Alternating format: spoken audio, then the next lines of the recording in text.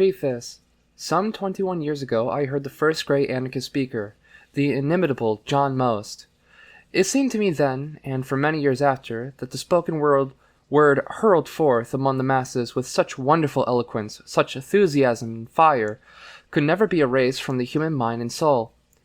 How could anyone, of all the multitudes who flocked to Most's meetings, escape his prophetic voice? Surely they had but to hear him to throw off their old beliefs, and see the truth and beauty of anarchism.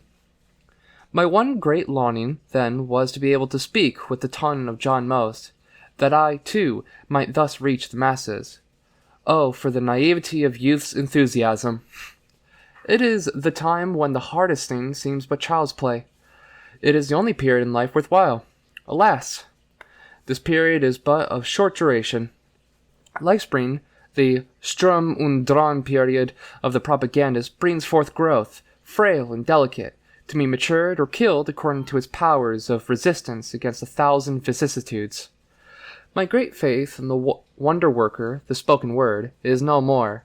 I have realized its inadequacy to awaken thought, or even emotion. Gradually, and with no small struggle against this realization, I came to see that oral propaganda is at best but a means of shaking people from their lethargy. It leaves no lasting impression. The very fact that most people attend meetings only if aroused by newspaper sensations, or because they expect to be amused, is proof that they really have no inner urge to learn. It is altogether different with the written mode of human expression. No one, unless intensely interested in progressive ideas, will bother with serious books. That leads me to another discovery made after many years of public activities. It is this: all claims of education notwithstanding, the pupil will accept only that which his mind craves.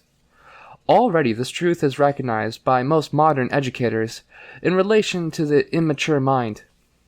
I think it is equally true regarding the adult. Anarchists or revolutionists can no more be made than musicians. All that can be done is to plant the seeds of thought. Whether something vital will develop depends largely on the fertility of the human soil, though the quality of the intellectual seed must not be overlooked.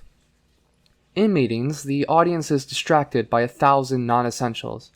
The speaker, though ever so eloquent, cannot escape the restlessness of the crowd, with the inevitable result that he will fail to strike root. In all probability, he will not even do justice to himself. The relation between the writer and the reader is more intimate. True, books are only what we want them to be, rather, what we read into them.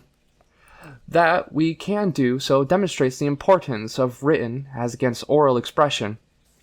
It is this certainty which has induced me to gather in one volume my ideas on various topics of individual and social importance.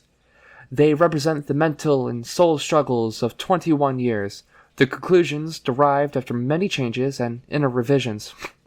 I am not sanguine enough to hope that my readers will be as numerous as those who have heard me, but I prefer to reach the few who really want to learn, rather than the many who come to be amused. As to the book, it must speak for itself. Explanatory remarks do but detract from the ideas set forth. However, I wish to forestall two objections which will undoubtedly be raised. One is in reference to the essay on anarchism, the other on minorities versus majorities. Quote, "Why do you not say how things will be operated under anarchism?" End quote, is a question I have had to meet thousands of times, because I believe that anarchism cannot consistently impose an ironclad program or method on the future. The things every new generation must deal with, and which it can least overcome, are the burdens of the past, which holds us all as in a net. Anarchism, at least as I understand it, leaves posterity free to develop its own particular systems, in harmony with its needs. Our most vivid imagination cannot foresee the potentialities of a race set free from external restraints. How, then, can anyone assume to map out a line of conduct for those to come? We, who pay dearly for every breath of pure, fresh air, must guard against the tendency to fetter the future. If we succeed in clearing the soil from the rubbish of the past and present, we will leave to posterity the greatest and safest heritage of all ages.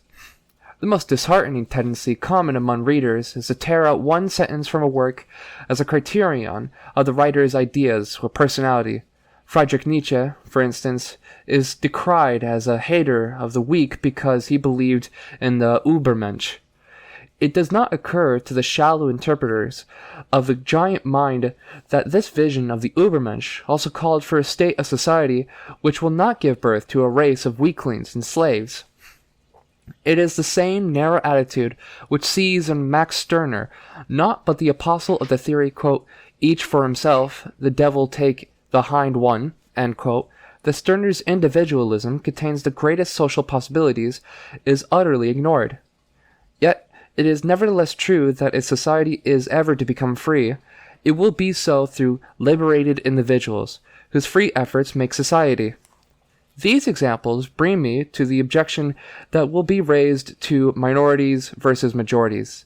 No doubt I shall be excommunicated as an enemy of the people, because I repudiate the mass as a creative factor.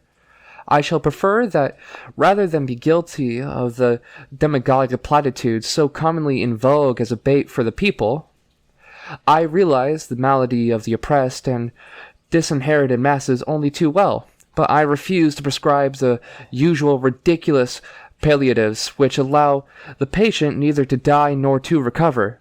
One cannot be too extreme in dealing with social ills. Besides, the extreme thing is generally the true things. My lack of faith in the majority is dictated by my faith in the potentialities of the individual. Only when the latter becomes free to choose his associates for a common purpose can we hope for order and harmony out of this world of chaos and inequality. For the rest, my book must speak for itself. Emma Goldman. Anarchism, what it really stands for. Anarchy. Ever reviled, accursed, ne'er understood, thou art the grisly terror of our age. Wreck of all order, cry the multitude, art thou, and war and murder's endless rage. Oh, let them cry, to them that ne'er has striven, the truth that lies behind a word to find. To them the world's right meaning was not given, they shall continue blind among the blind. But thou, O word, so clear, so strong, so pure, thou say'st all which I for goal have taken.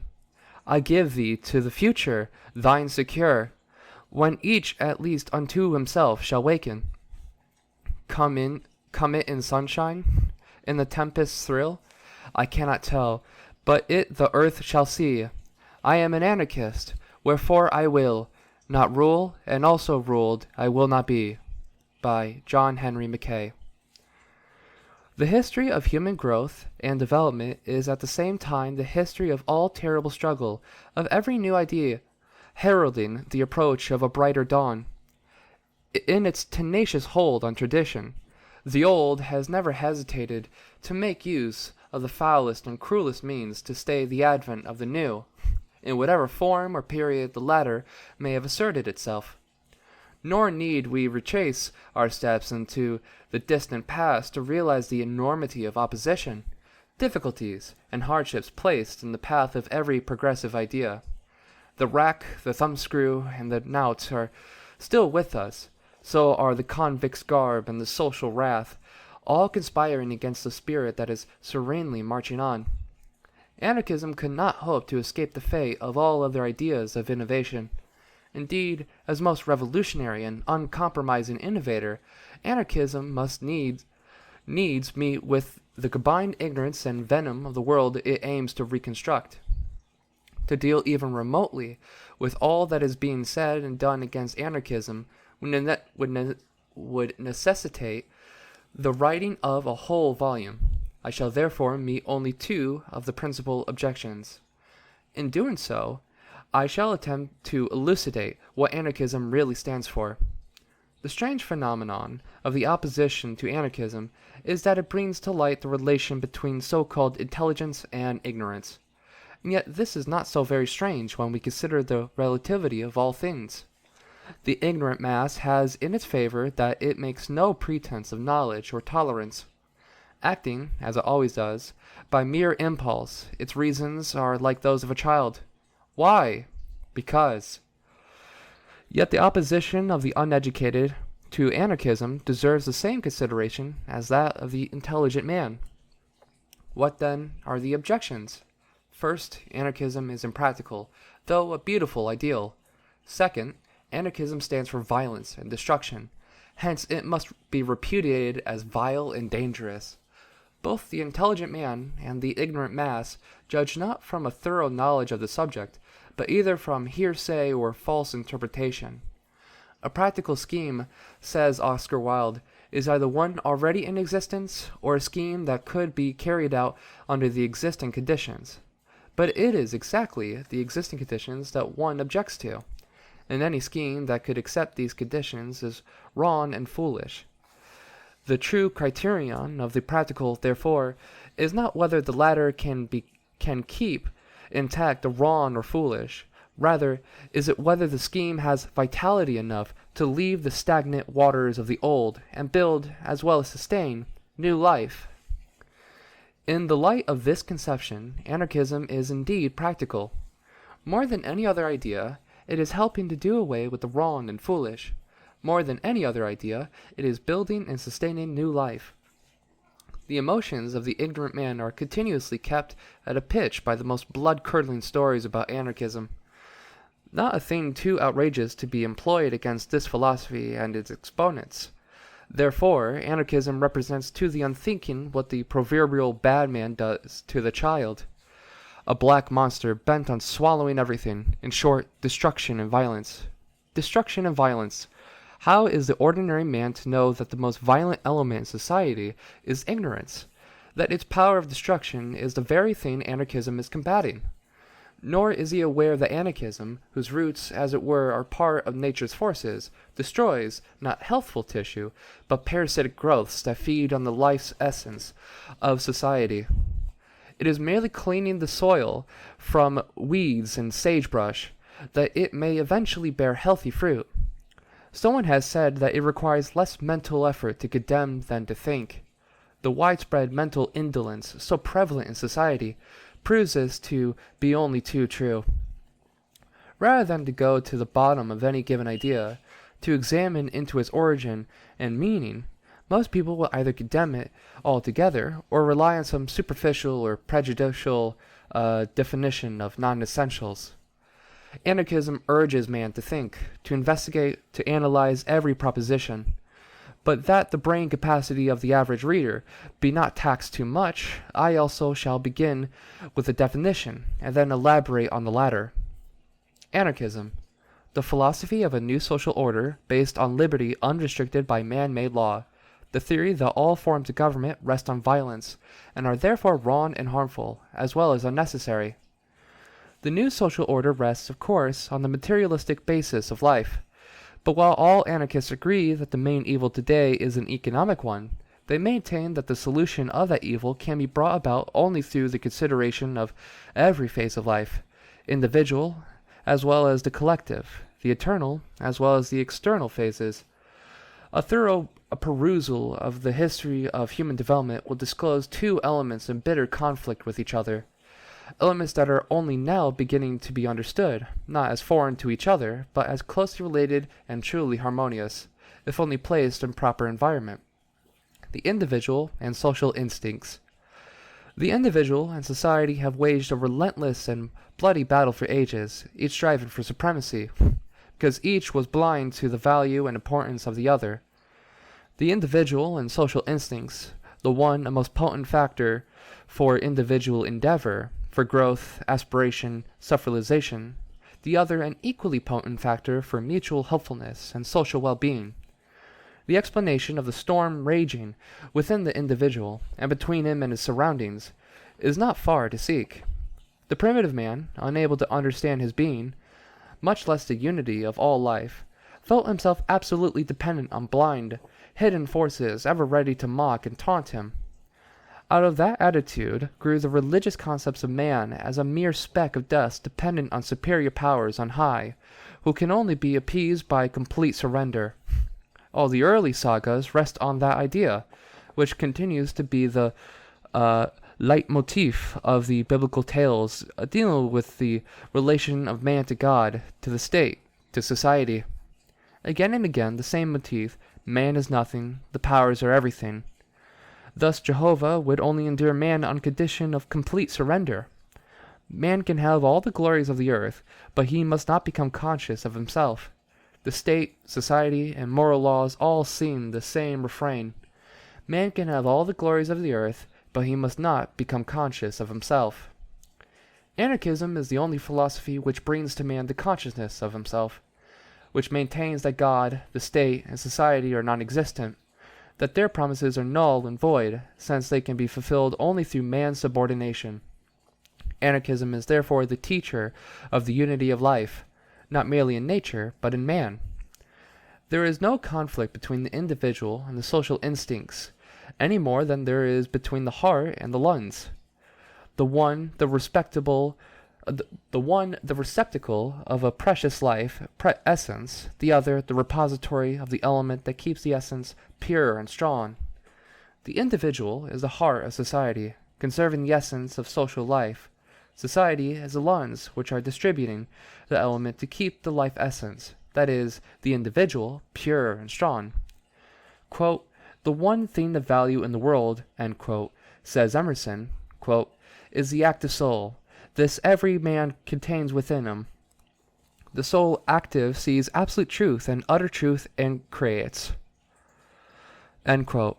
In other words, the individual instinct is the thing of value in the world. It is the true soul that sees and creates the truth alive, out of which is to come a still greater truth, the reborn social soul. Anarchism is the great liberator of man from the phantoms that have held him captive. It is the arbiter and pacifier of the two forces of individual and social harmony. To accomplish that unity, anarchism has declared war on the pernicious influences which have so far prevented the harmonious blending of individual and social instincts, the individual and society. Religion, the dominion of the human mind; property, the dominion of human needs; and government, the dominion of human conduct, represent the stronghold of man's enslavement and all the horrors it entails. Religion, how it dominates man's mind, how it humiliates and degrades his soul. God is everything, man is nothing, says religion. But out of that nothing God has created a kingdom so despotic, so tyrannical, so cruel, so terribly exacting that naught but gloom and tears and blood have ruled the world since gods began. Anarchism rouses man to rebellion against this black monster. Break your mental fetters, says anarchism to man, for not until you think and judge for yourself will you get rid of the dominion of darkness, the greatest obstacle to all progress. Property, the dominion of man's needs, the denial of the right to satisfy his needs. Time was when property claimed a divine right, when it came to man with the same refrain, even as religion, quote, "sacrifice, abnegate, submit," end quote. The spirit of anarchism has lifted man from his prostrate position. He now stands erect, with his face toward the light. He has learned to see the insatiable, devouring, devastating nature of property, and he is preparing to strike the monster dead. Quote, "Property is robbery," end quote, said the great French anarchist Proudhon. Yes, but without risk and danger to the robber. Monopolizing the accumulated efforts of man, property has robbed him of his birthright, and has turned him loose a pauper and an outcast. Property has not even the time-worn excuse that man does not create enough to satisfy all needs. The ABC student of economics knows that the productivity of labor within the last few decades far exceeds normal demand. But what are normal demands to an abnormal institution? The only demands that property recognizes is its own gluttonous appetite for greater wealth, because wealth means power, the power to subdue, to crush, to exploit, the power to enslave, to outrage, to degrade. America is particularly boastful of her great power, her enormous national wealth. Poor America! Of what avail is all her wealth if the individuals comprising the nation are wretchedly poor?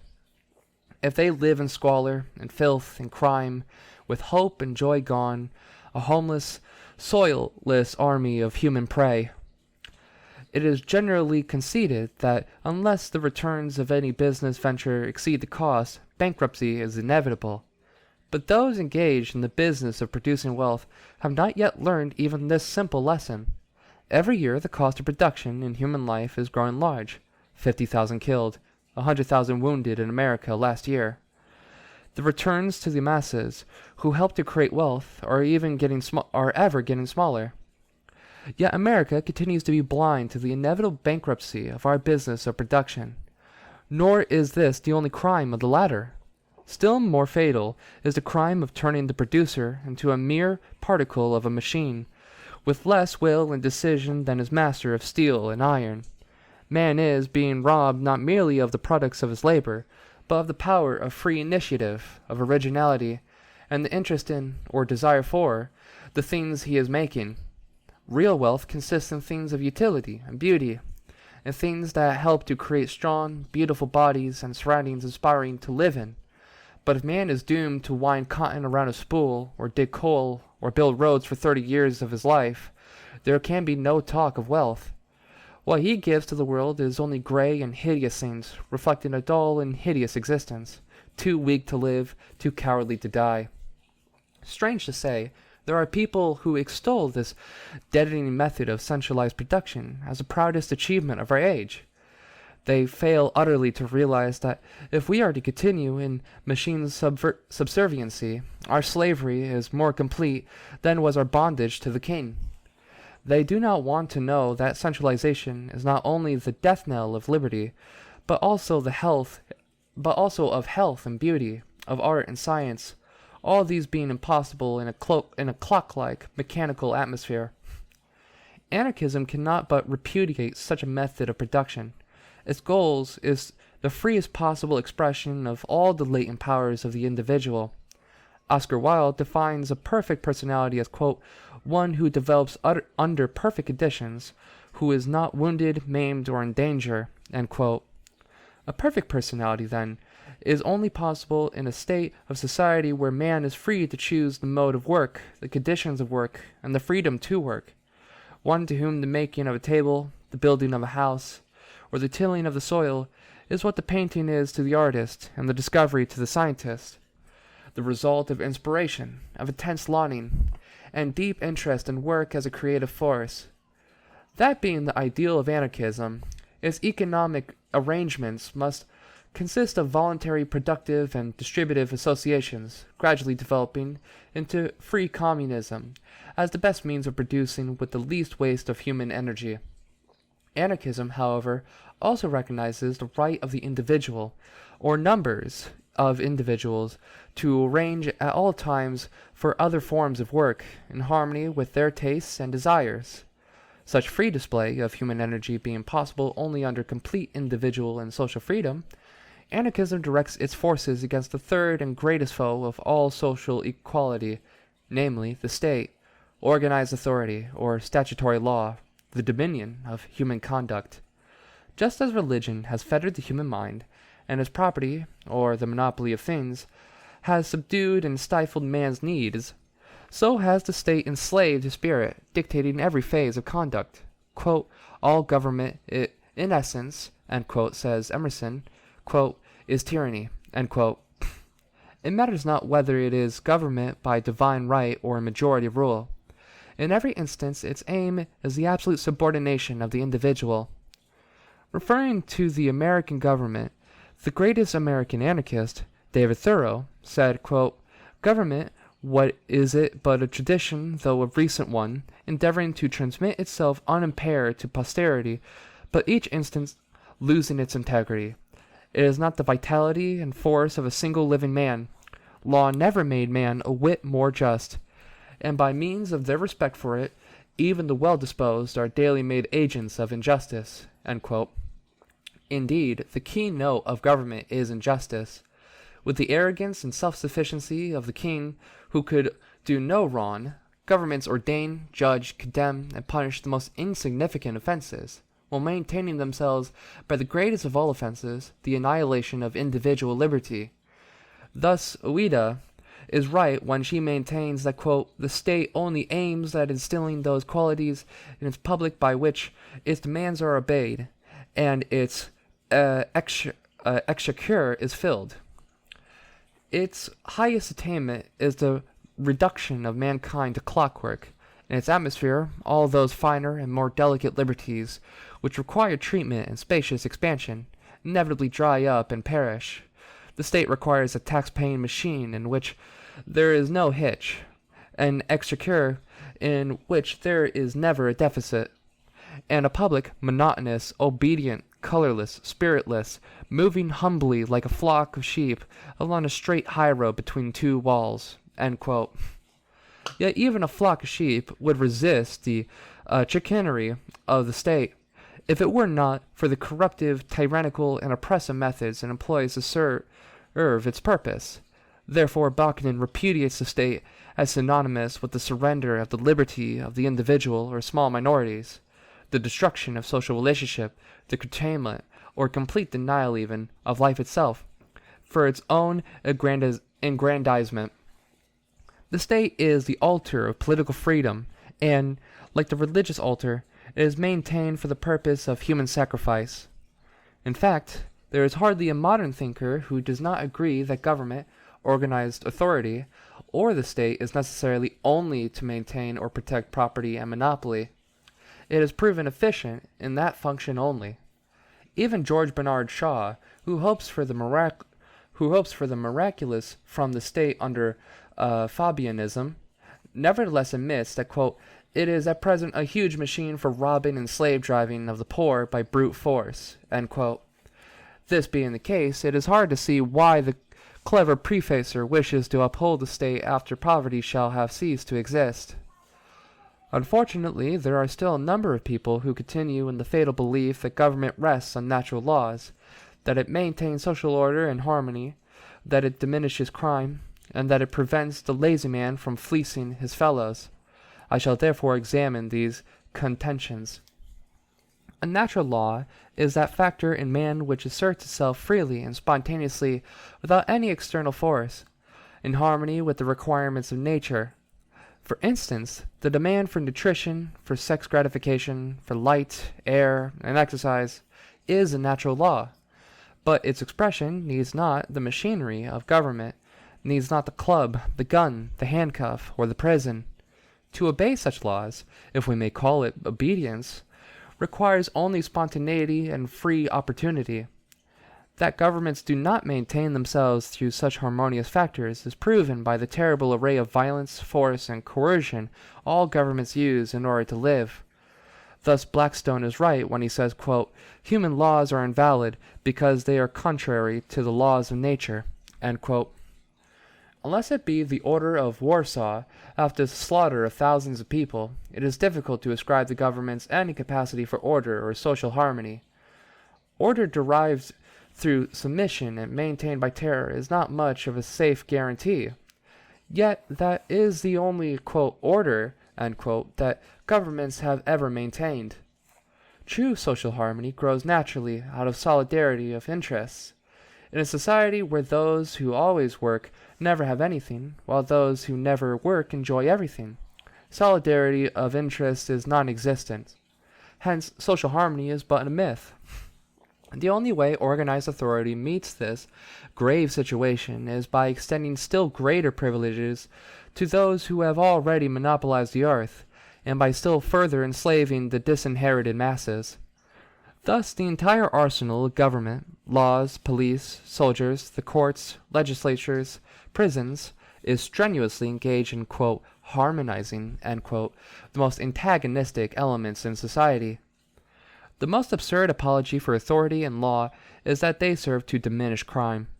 Aside from the fact that the state is itself the greatest criminal, breaking every written and natural law, stealing in the form of taxes, killing in the form of war and capital punishment, it has come to an absolute standstill in coping with crime. It has failed utterly to destroy or even minimize the horrible scourge of its own creation. Crime is naught but misdirected energy. So long as every institution of today, economic, political, social, and moral, conspires to misdirect human energy into wrong channels, So long as most people are out of place doing the things they hate to do, living a life they loathe to live, crime will be inevitable, and all the laws and the statutes can only increase, but never do away with crime.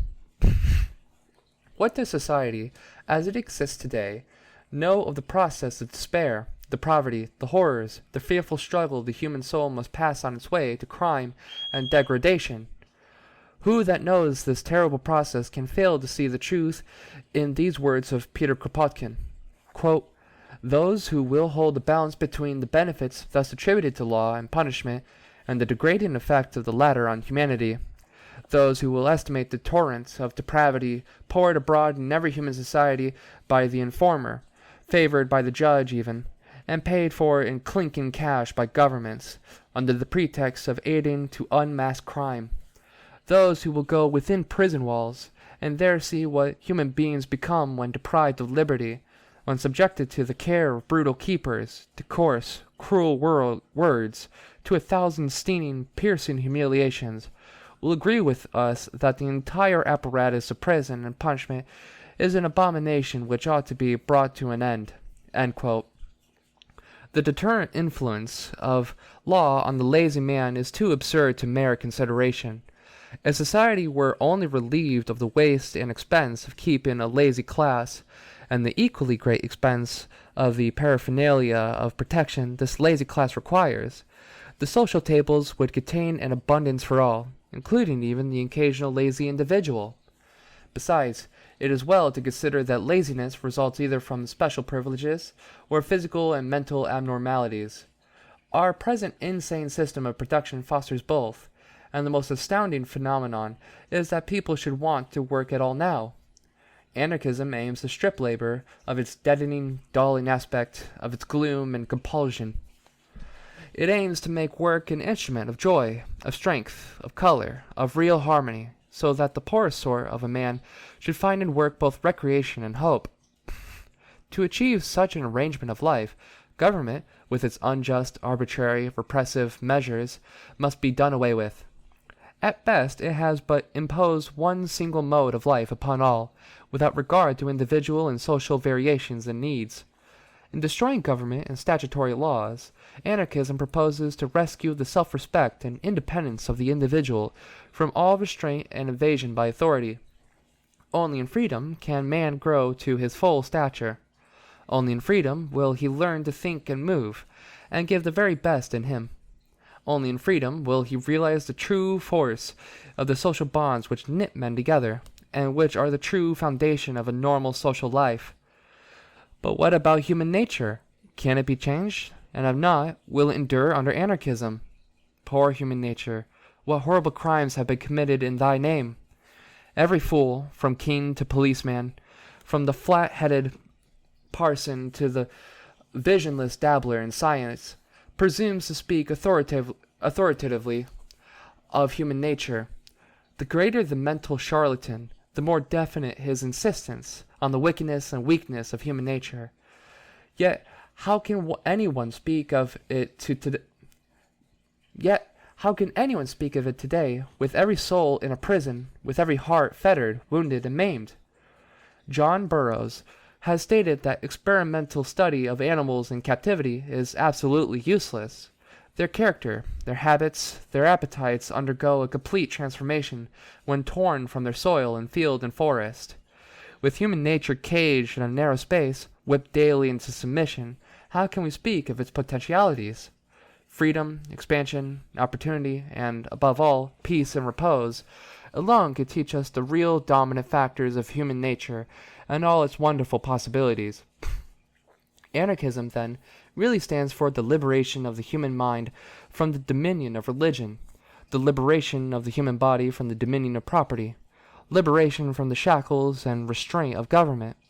Anarchism stands for a social order based on the free grouping of individuals for the purpose of producing real social wealth, an order that will guarantee to every human being free access to the earth and full enjoyment of the necessities of life, according to individual desires, tastes, and inclinations.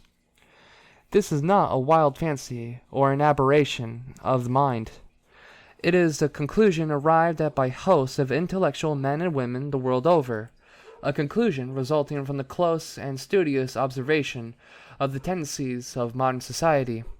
Individual liberty and economic equality, the twin forces of the birth of what is fine and true in man. As to methods, anarchism is not, as some may suppose, a theory of the future to be realized through divine inspiration. It is a living force in the affairs of our life, constantly creating new conditions. The methods of anarchism, therefore, do not comprise an ironclad program to be carried out under all circumstances. Methods must grow out of the economic needs of each place and clime, and of the intellectual and temperamental requirements of the individual. The serene, calm character of a Tolstoy will wish different methods for social reconstruction than the intense, overflowing personality of a Michael Bakunin or a Peter Kropotkin. Equally so, it must be apparent that the economic and political needs of Russia will dictate more drastic measures than would England or America. Anarchism does not stand for military drill and uniformity. It does, however, stand for the spirit of revolt, in whatever form, against everything that hinders human growth. All anarchists agree in that, as they also agree in their opposition to the political machinery as a means of bringing about the great social change. Quote, "All voting," says Thoreau, "is a sort of gaming, like checkers or backgammon, a playing with right and wrong. Its obligation never exceeds that of expediency, and even voting for the right thing is doing nothing for it. A wise man will not leave the right to the mercy of chance, nor wish it to prevail through the power of the majority." End quote. A close examination of the machinery of politics and its achievements will bear out the logic of Thoreau. What does the history of parliamentarism show? Nothing but failure and defeat. Not even a single reform to ameliorate the economic and social stress of the people. Laws have been passed and enactments made for the improvement and protection of labor. Thus, it was proven only last year that Illinois, with the most rigid laws for mine protection, had the greatest mine disasters. In states where child labor laws prevail, child exploitation is at its highest, and though with us the workers enjoy full political opportunities, capitalism has reached the most brazen zenith. Even were the workers able to have their own representatives, for which our good socialist politicians are clamoring, what chances are there for their honesty and good faith? One has but to bear in mind the process of politics to realize that its path of good intentions is full of pitfalls. Wire pulling, intriguing, flattering, lying, cheating, in fact, chicanery of every description, whereby the political aspirant can achieve success. Added to that is a complete demoralization of character and conviction, until nothing is left that would make one hope for anything from such a human derelict.